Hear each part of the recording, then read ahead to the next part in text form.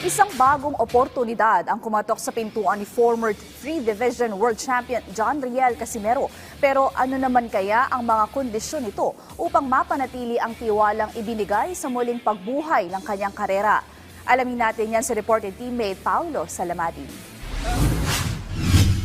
Mukhang hindi pa natatapos ang swerte ni former 3 Division World Champion John Riel Cuadro Alas Casimero matapos maging inaktibo noong Oktubre ng nakarang taon at makalasap ng isang taong ban na ipinato ng Japan Boxing Council o JBC dahil sa kanyang weight issues at iba pang mga violation. Ang naturang ban ay matatapos na sa darating na Oktubre at kamakailan lamang ay inihain ng Japan-based Kameda Boxing Promotion sa kanilang social media account na nilagdaan ni Casimero ang isang kontrata para sa nakatakda nitong pagbabalik ibabaw ng ring ngayong taon. Bagamat sa bansang Japan lamang ang nasasaklaw ng nasabing ban, malaki ang naging dagok nito sa karera ng Pinoy boxer. Noong 2022, nawala na rin si Casimero ng corona nang agawin sa kanya ng WBO ang bantamweight title dahil sa kanyang pagkabigong depensa nito laban kay Paul Butler. Kung nagampanan lamang ni Casimero ang laban kay Butler, siya sana ang nakaharap ni Naoya Inoue para sa undisputed bantamweight title. Ngunit sa halip, si Butler ang humarap kay Inoue at tiniklop ng Japanese superstar sa loob ng 11 rounds.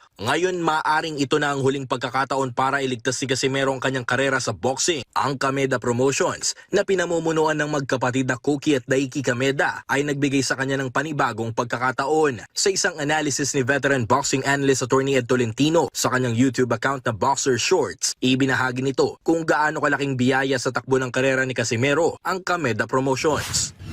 Naway, huwag na niyang pakawalan itong maaaring last chance niya to make good on his boxing career. Sapagkat sayang mga kaibigan, imagine with all the distractions, with all the weight issues, naging 3 Division World Boxing Champion pa rin si John Riel Casimero. Lalo na kung siguro walang distraction. Hopefully, hindi pa huli para maiayos with this new promotional contract with the Kameda Boxing Group.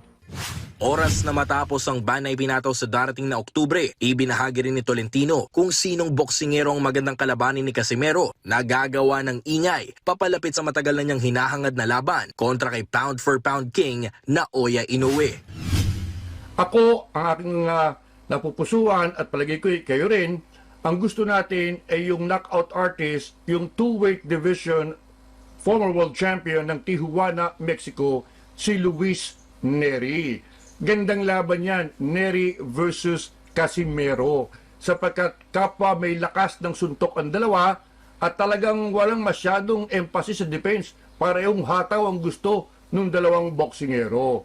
Now, si Luis Nery mga kaibigan, muntik na niyang ma-knockout si Naoya Inoue nung sila'y nagharap last year, 2024. Na-knockdown niya early in the fight itong si Naoya Inoue. Bagamat nakatayo si Inoue and eventually binugbog niya itong si Luis Nery, abay pinakita ni Nery sa laban na yon na nandun pa rin talaga yung kanyang knockout power which makes him a constant threat sa anumang laban.